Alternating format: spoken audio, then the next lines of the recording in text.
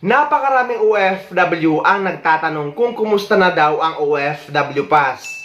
Dahil marami silang napanood last year na posibleng magiging okay na daw ang DMW mobile app ngayong 2024. Actually, nabanggit ko na ito sa latest video ko ng mga requirements pauwi sa Pilipinas at pabalik sa ibang bansa ngayong January 2024. Dahil tinanong natin direkta ang taga DMW at ang sagot nila guys ay UUIC pa din ang gagamitin ng mga documented OFW as exit clearance pabalik sa ibang bansa.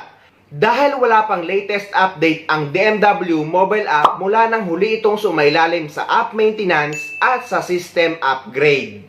Marami kasing OFW ang nag-aalala. Kaya guys, inaanyayahan ko kayo na dapat i-follow nyo ang Facebook page ng Department of Migrant Workers or ng DMW. Dahil any update tungkol sa DMW mobile app or sa OFW Pass ay pinopost nila doon. At pabor nga din sila sa mga ginagawa ng mga content creator na pagpapakalat ng mga information or tinatawag na information dissemination. Dahil hindi lahat ng mga OFW ay updated sa mga post ng Department of Migrant Workers sa Facebook page nila. Pero guys, kung kayo ba ang tatanungin, pabor ba kayo sa UUIC or manatili na lang tayo sa UUIC na huwag na ipagpatuloy ang OFW Pass? Dahil nga ngayon ay tahimik na ang mundo ng mga OFW na UUIC ang ginagamit pabalik sa ibang bansa. Dahil pilit nga nilang ginagawang digital ang UUIC na gagawin ng OFW Pass, pero sa totoo lang ay dati ng digital ang UUIC.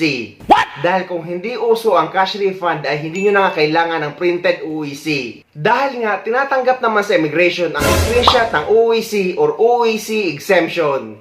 Pero dahil nga may cash refund sa airport at madalas kinukuha din ang isang copy ng UUIC sa check-in counter, ay mahalaga na may dala kayo na at least 2 or 3 copy ng printed UUIC nyo kapag pabalik na kayo sa ibang bansa as documented OFW. Pero guys, survey lang natin yon dahil nga ang gobyerno pa rin natin ang masusunod or ang DMW kung ipapatupad pa nila ito. Kaya inaanyayahan ko kayo na dapat i-follow nyo ang Facebook page ng Department of Migrant Workers para updated din kayo. So, uulitin natin guys na UUIC or UUIC exemption pa rin ang gagamitin ng mga documented OFW papunta man or pabalik sa ibang bansa. Kaya wag nyo na munang poproblemahin ang DMW mobile app or ang OFW Pass dahil kasalukuyan pa itong sumasailalim sa app maintenance at sa system upgrade.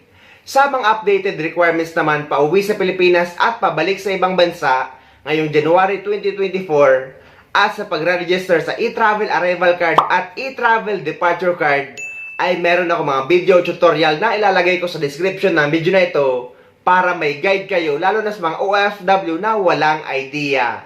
So ayun guys, sana may nakuha kayong idea at sana nakatulong ang video na ito sa inyo.